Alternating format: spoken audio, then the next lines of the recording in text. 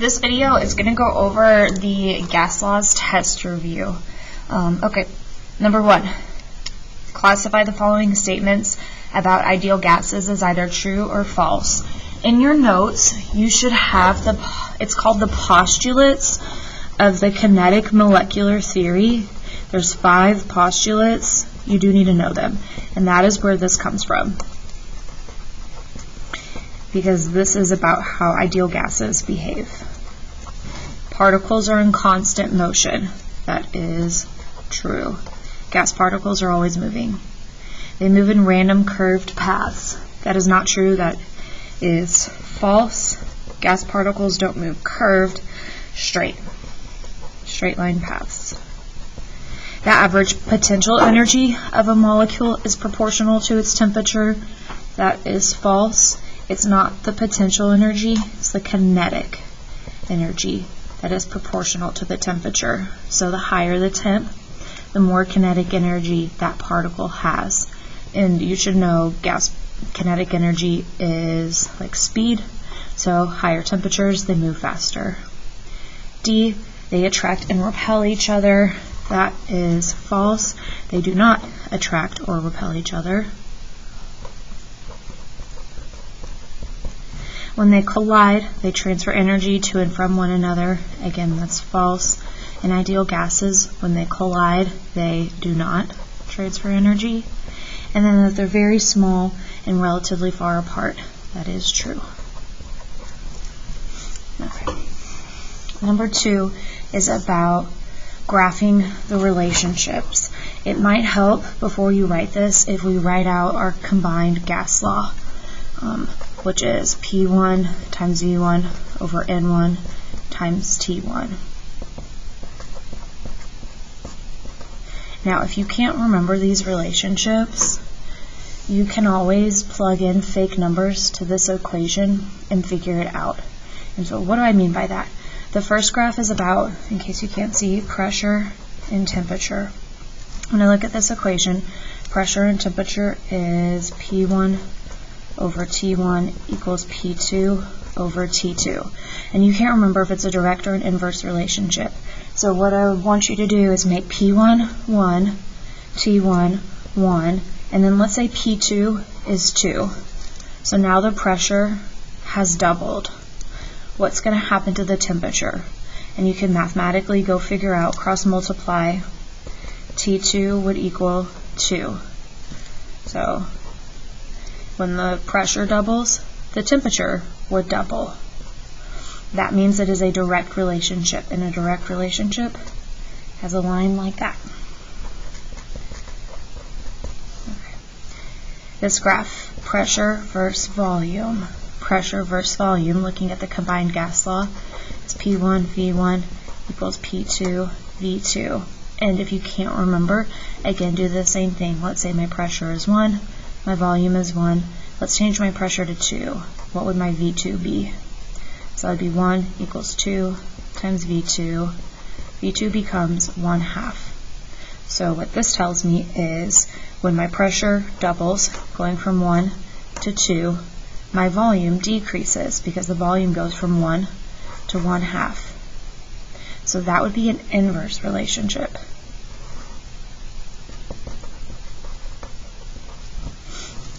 Okay, volume and moles.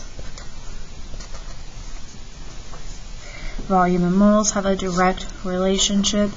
If you increase the moles of gas, your volume of gas will increase as well.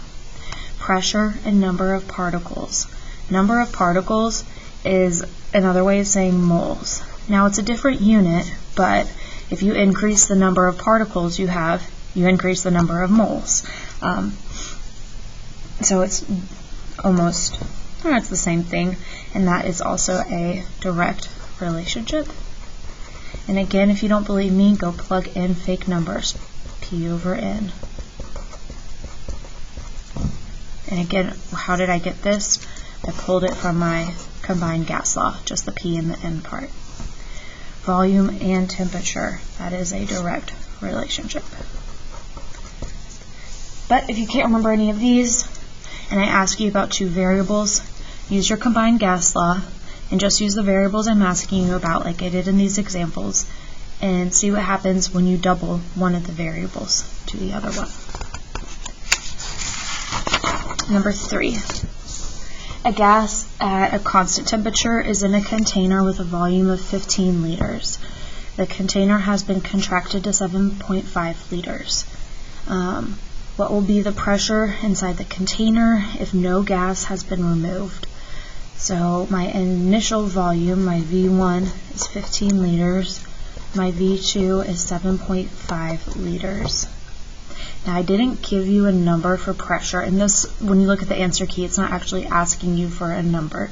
This is a relationship question, and I want to know about pressure. So thinking about my combined gas law, this is the equation, and whose law is that? It's Boyle's law. Pressure and volume. And so if you can't remember the relationship between those, go back to your graphs. That's an inverse relationship. And so what that means is if volume goes down, pressure goes up. And so our pressure would increase. And how much would it increase by? Well, if I look at the volume went from 15 to 7.5. So the volume went down by 2, so the pressure would go up times 2. Number 4, what is STP? If you see a problem that says it's at STP, that means the temp is 0 Celsius, the pressure is 1 atm. Number 5, a closed semi-flexible container with an initial volume of 5.2 liters at 27 degrees Celsius and 1.2 atm is heated at 90, while the container is expanded, that should say, to 8,300 milliliters. Determine the new pressure inside the container. Okay, so let's list our variables. My initial volume, V1, is 5.2 liters. My T1, 27 degrees Celsius, and my P1, 1 atm.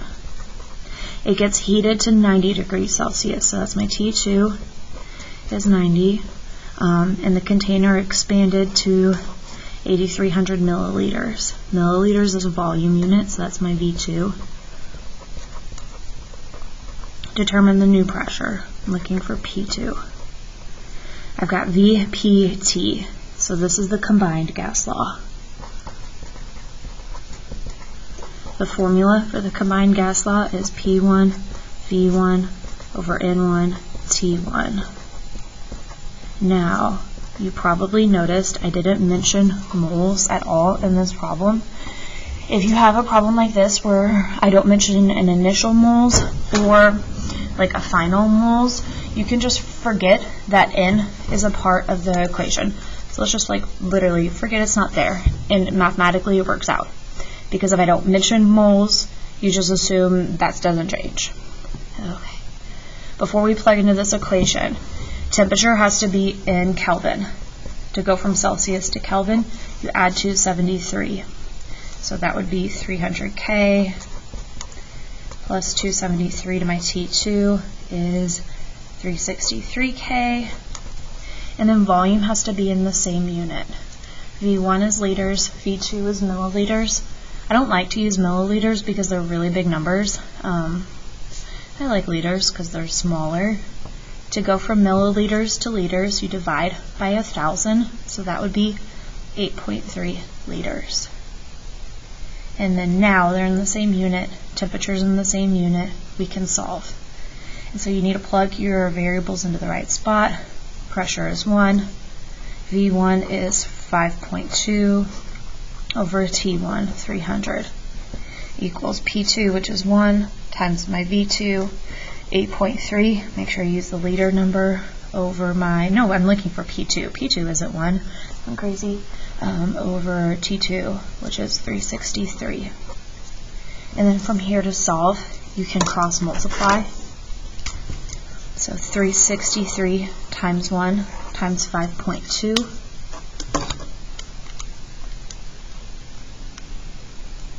And that is, when I cross multiply all of those, 1887.6 equals, cross multiply the other stuff, 300 times 8.3 times P2, and that is 7490 times P2.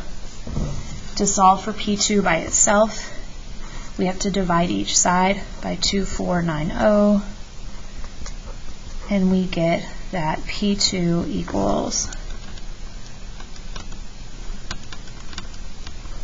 0.76 ATM.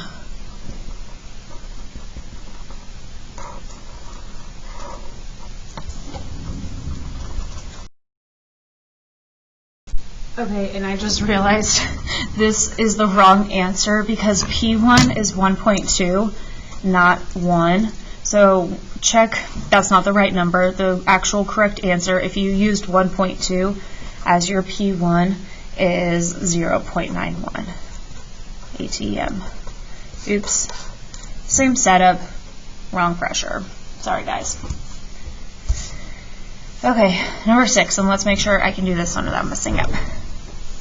A cylinder with a movable piston, which means the cylinder can move, can get bigger or get smaller, has a sample of a gas with a volume of 3 liters.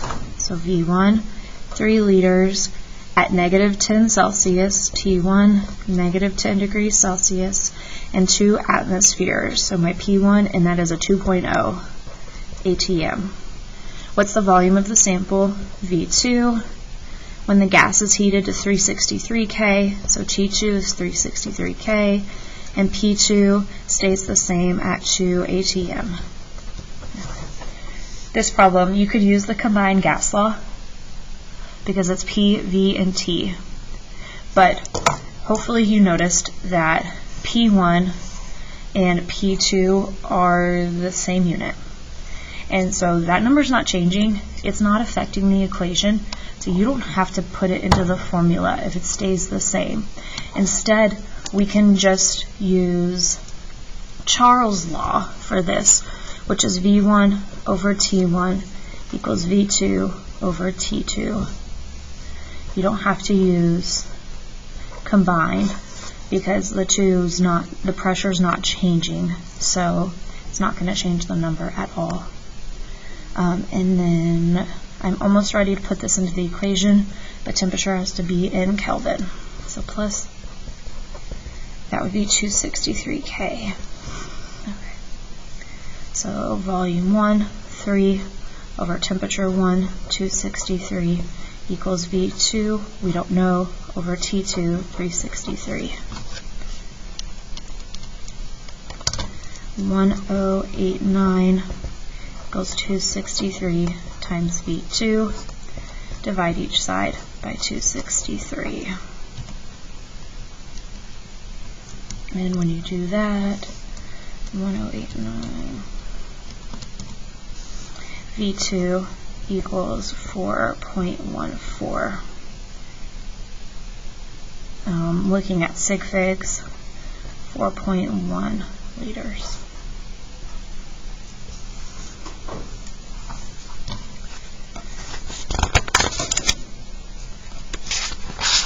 Number 7.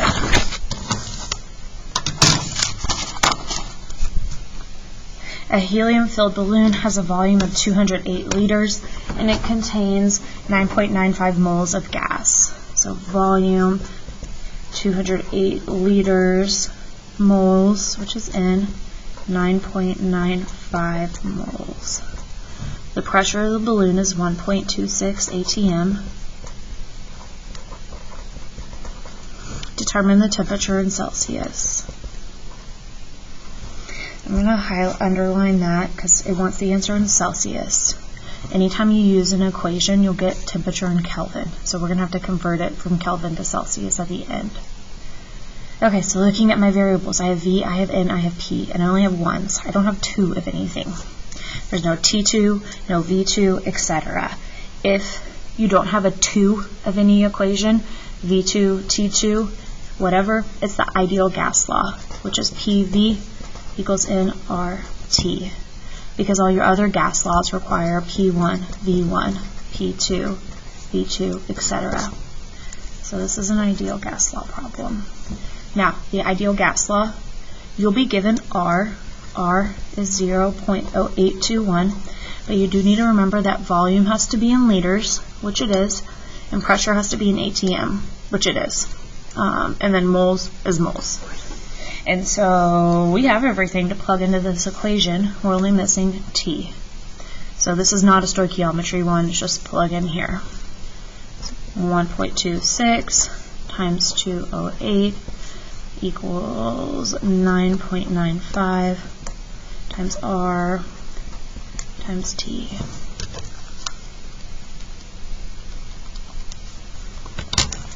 $262.08 equals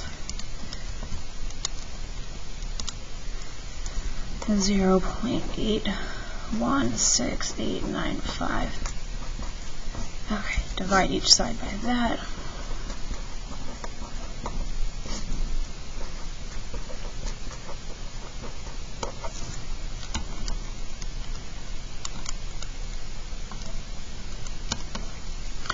And when we get that, we get T equals 320.8 Kelvin.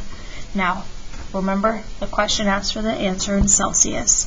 Whenever you do an equation, your answer comes in Kelvin. So to go from Kelvin to Celsius, we need to subtract 273. And so that is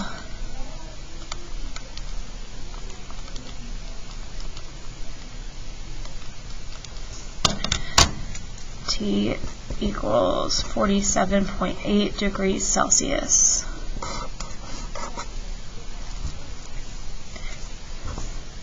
Number 8. 7,200 milliliter sample of gas has 0.3 moles of hydrogen. B1, 7,200 milliliters, N1, 0.3 moles. And it's hydrogen gas, which is H2. At the same temperature and pressure, how many moles of gas would there be in a 25-liter sample? So V2, 25 liters, and we're looking for the new moles, N2. And then how many grams would this be? Okay, well, we need to solve for N2 first, and then we can solve for grams. But looking at this, it's got V and it's got N, so that's Avogadro's law. You will have to know the names of the gas laws. V1, N1 equals V2, N2. And then volumes are not in the same unit. I like to have my volume in liters. So divide it by 1,000.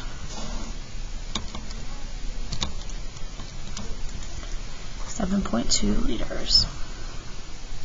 Okay. V1, 7.2 over N1, 0.3 equals V2, 25 liters over N2. Cross multiply. 25 times 0.03 is 0.75 equals 7.2 times N2. Divide each side by 7.2. And N2 is 0.104 moles of hydrogen, with sig figs 0.1 moles of H2. Okay, so that answers the first part of the question. The second part of the question asked for grams. And so, oh my gosh, okay, it would be nice if I could really type today. I don't want to re-record this video. 25 times 0.3 is 7.5. And so the answer is not 0.104. At least I caught this mistake. The answer is 1.04 moles, which would be 1 mole. And that's annoying. Sorry. Okay, so now we need to change it to grams. Hopefully you remembered it is hydrogen, so it's H2. So 1 mole of H2. You have to go to your periodic table. Hydrogen has a molar mass of 1.008. Multiply it by 2. So 2.016 grams are in 1 mole. So this would be 2 grams of H2O.